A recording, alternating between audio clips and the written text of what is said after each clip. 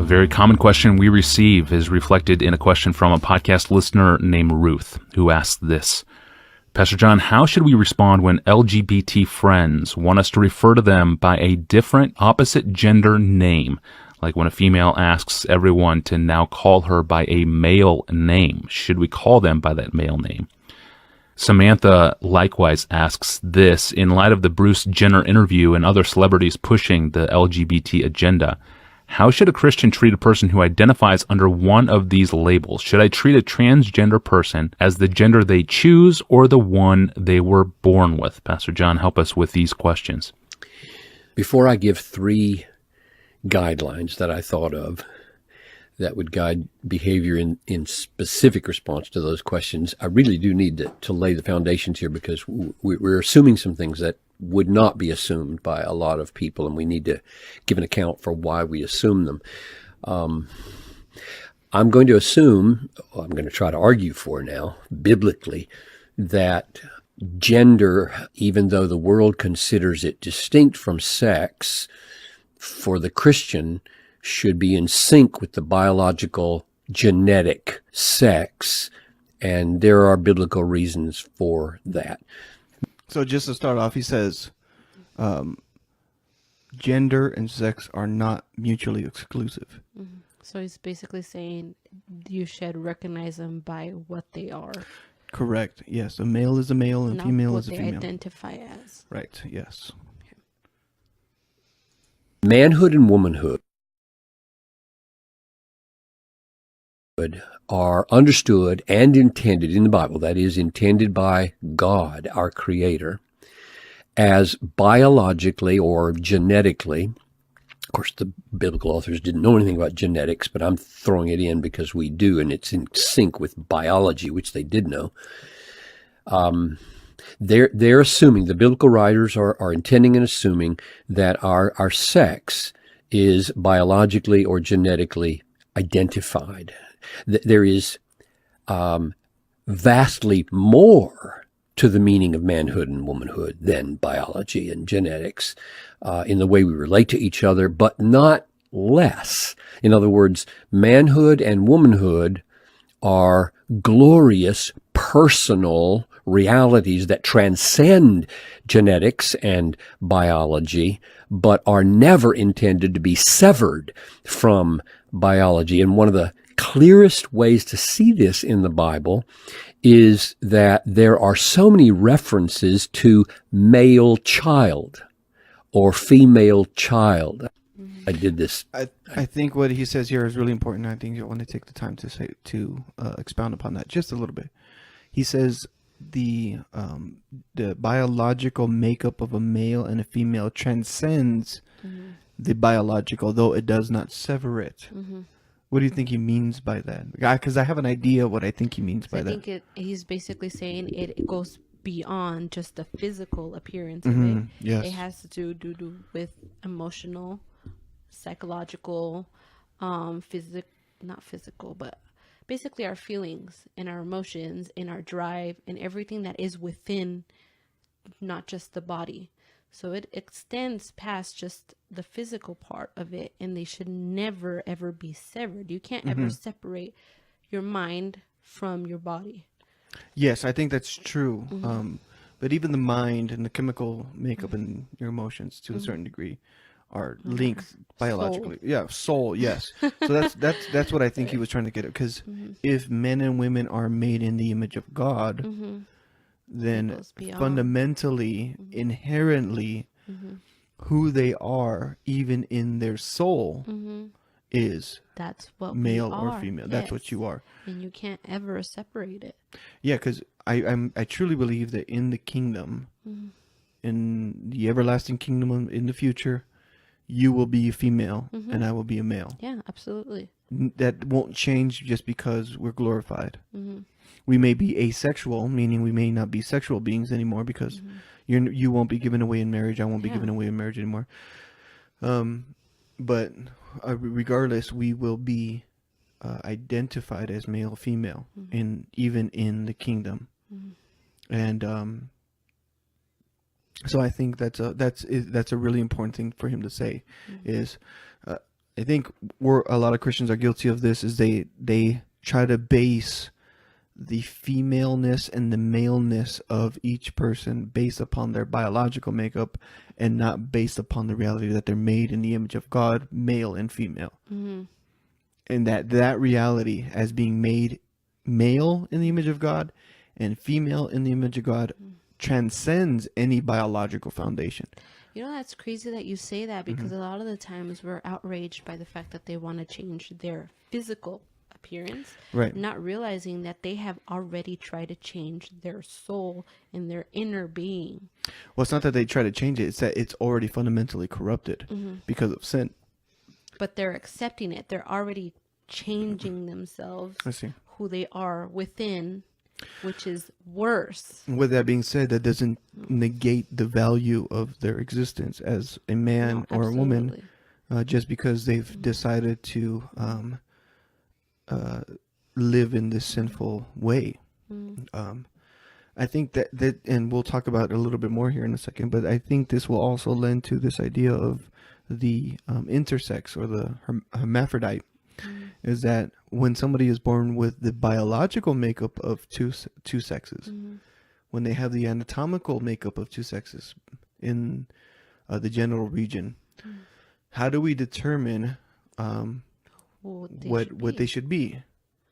And if they're raised in the fear and admonition of the Lord, through prayerful consideration, through counseling, through In that scenario, do you think that you should allow them to just grow up and then whatever they decide to be? No, I think because we can determine the sex based upon chromosomal, or based upon the chromosome. So basically, We should be able to use you should- biological makeup. So you should to be able to determine. determine it by their blood, what they are. And based upon that, that will be confirmed in their soul because they're created in the image of God. And that reality of them either being male or female, regardless of what's happening down there, that will manifest itself because they're being trained and they're being raised in the fear and admonition of the Lord. But again, that's in the Christian context. So when it comes to a non-Christian context, we as Christians need to be extremely careful with how we confront the unbeliever with that reality. Looked them up just to make sure. This is so obvious that people wonder, why are you even arguing? But we need to. In other words, before children were old enough to express any gender-specific behaviors or desires or preferences, they were identified as male and female. And this identity defined their lives. For example, sometimes in matters of inheritance and other ways. There is no thought in the Bible of the possibility that the sex biologically identified could change because of its rooting in biology. And when Genesis 1:27 therefore says God created us male and female, there is every reason to think that this included our biological genetic nature at the root of all the other transcendent aspects of male and female personhood. So we have a pervasive biblical warrant to say that God wills for our sexual identity to be one, to be of one piece with our biological genetic identity. Now that's my biblical premise. And let me just mention an exception. We all know that there are very, very rare situations of heartbreaking biological anomalies where the anatomical sexual organs are ambiguous or compromised. In those cases, we face very unusual challenges. And if I were a parent, and a child was born in that situation, I think I would ask for, which you couldn't do generations ago, genetic testing, and opt for surgery that suits the child best for what his genetics say he or she is, and then raise him or her with that expectation. Yeah, I think that's wise. Yes, it's true science doesn't have all the answers, but it can give us some answers. and that can really help to alleviate the difficulties when it comes to that specific rare instance of when a child is born with that anatomically ambiguous area, you know. So I think what he says is absolutely true, and I mean, it's so rare I've never heard of it, and I don't know anybody. And for those cases that are, we just want to say, our prayers are for you, and if you're looking to raise your child rightly in the fear of God, then do so based upon primarily the biological makeup of that child, ensuring that surgery is taking place so that child is raised in the way that God intended them to be. Because and even so that way it can be as normal as possible. Yeah, because just because sin has affected the biological and anatomical aspect of it, that doesn't mean that they're not made in the image of God, or that there's some kind of, I don't know, anomaly or something like that. And God was like, well, I didn't intend for that to happen, right? Well, no, I mean, because then it's saying that you would have to go along and say, like, anybody with any sort of abnormality was not made in the image of God, and that's not true. Right. Yeah. But that is very, very rare. And we are talking mainly here about clearly identifiable sexual organs at birth and through life that should define the trajectory of the sexual and gender life and understanding. Now, how does all that play out in culture where there is an increasingly aggressive effort to force all of us to treat so-called sex change surgeries as really changing the sex of a person, or even short of surgery? We're being asked in Minnesota to treat boys as girls who want to be treated as girls, and vice versa, so that it determines what team they play on in high school, the girls team or the boy team, and what locker room they use and what restrooms they use. And as Ruth said, who asked this question, we're being asked to call Bob, Mary, and Sally, Jim. And this will make obedience to Jesus in the coming days increasingly costly for us. So now finally, here are my 3 guidelines.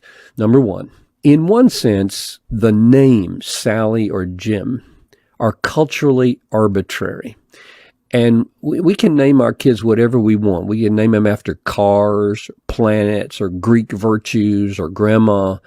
And calling someone by that arbitrary name that their parents may have chosen or they may choose halfway through life may not imply agreement with all that name was created to signify by the person. So if I had a neighbor next door to me, which is very feasible, who was biologically male and everybody knew it, and he introduced himself to me as Sally, I met him for the first time and I saw him the next day, I might avoid calling him anything, but I would probably default to Sally. I probably would, until there was a relationship that would go deeper to see whether I could be of any help. So that's one concession I'm going to make because of the arbitrary nature of names, and then it's going to get a little more dicey and divisive.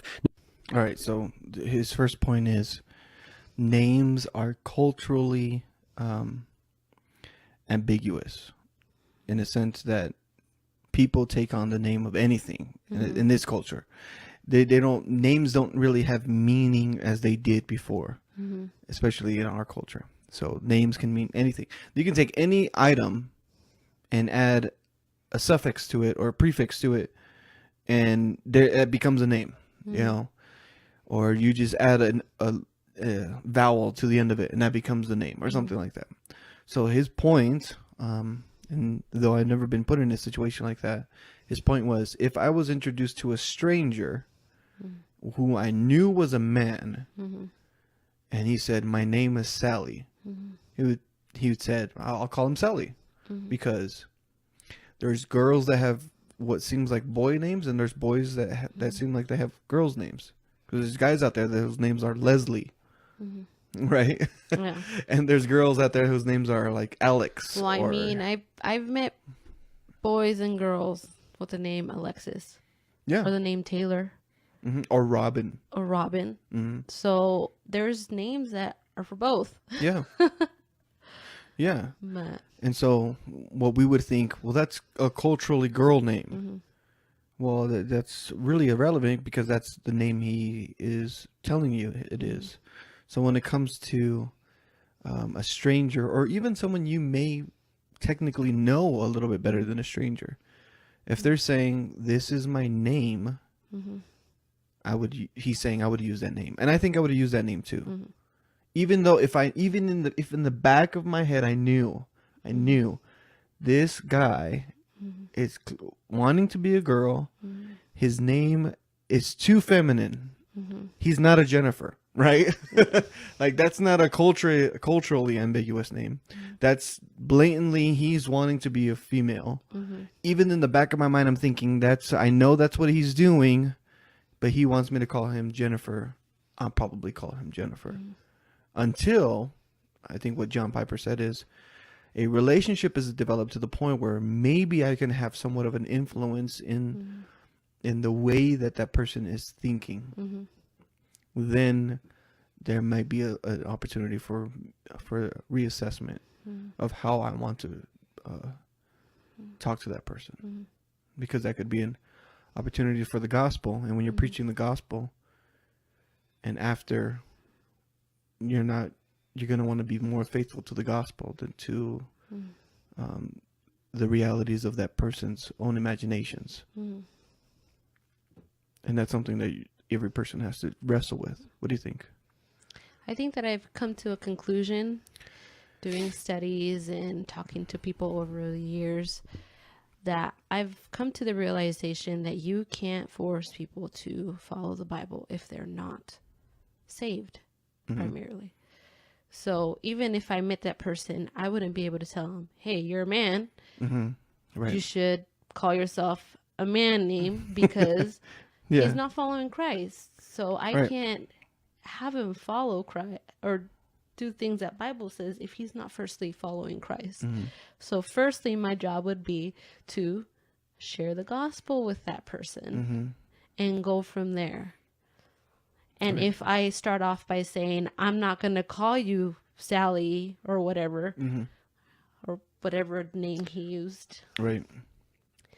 Then that's just going to shut down that relationship right then and there. And I'm not going to have that opportunity to ever share the gospel with him. Right. Yes. Number 2, however, if in the office where we worked, I was compelled to identify every so-called transgendered person by the pronoun they preferred in all of my emails or conversations. Suppose in the emails and conversations I had to use she for a he or he for a she, or I'd get disciplined in the office. At that point, I would say to my superiors, I cannot treat he's as she's and she's as he's. I cannot buy the whole package. I would be lying to call a he a she. I'm not lying to call a male Sally. That's a culturally arbitrary, weird fluke. But I'm lying if I say about a true Jim who wants to be called Sally, she. And it would be contrary to my understanding of sexuality, and I would start looking for another job. Third. All right. Good point. I think he was spot on that. And his point is this: as soon as your speech is being compelled to go against the very conscience that God designed for you to have, in light of His authoritative word, that's when we have to stand for what is true. Because there's a difference between culturally ambiguous terms and the fundamental aspect where they're forcing you to go against your own belief system and going against the mandated creation of God. So if the state legislates to the country of the United States of America, you must adhere. You must use these terms to address a transgender. You cannot hide behind your religious freedom rights, which is what we're seeing little by little with like the cakes with homosexual marriages and with weddings, and photographers who are saying I can't serve homosexuals because it goes against my religion. They're coming against them with the Supreme Court. Okay, this is where we're heading towards. So if there comes to a point where the state is legislating to Christians, you must say, or you cannot say, things that are contrary to the scripture, then we must at some point civilly disobey for the sake of God and for the gospel. And that will entail that you may lose your freedom, you may lose your rights, you may lose your home, you may lose your job, you may lose your family. And that's not an easy task. Same thing with regard to bathrooms, locker rooms, hotel rooms, with women who identify as men or vice versa. I would refuse to have a hotel roommate who said she was a man.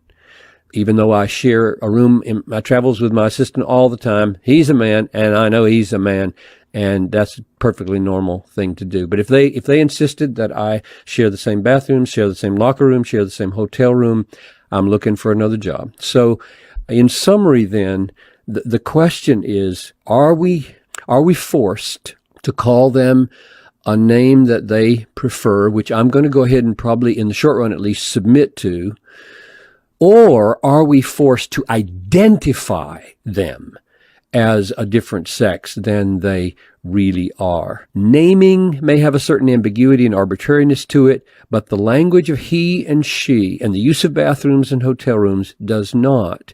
And I will anyway, draw a line and say, I will not call he, she, I will not call she, he, and I will not intrude on the sexual privacy of a person of the opposite sex or walk into a situation where they would intrude upon mine. That last point was really important, because I think I talked to you a little about this, and we'll wrap it up with this point. To what extent should the church get involved with the political and legislative aspects of this whole transgender movement? And I think you said a good point, is if it came to a point where we can put it for a vote, Christians should en masse go out and vote against it. Absolutely. But the way that the culture is headed, most likely, it won't be put to a vote. Most likely what will end up happening is there will be an event that will bring about the tragic and horrific death or deaths of people within the transgender community. And what will end up happening is the Supreme Court will get its hands into it, make a decision for the people without asking the people how they would vote on this situation. They will create legislation through the Supreme Court or through executive power. They will pass it. They will enforce it upon us as a totalitarian system that imposes their beliefs on us. And then what will end up happening is we'll be in the same exact situation that we currently are with the homosexual issue. That's what I see happening with that.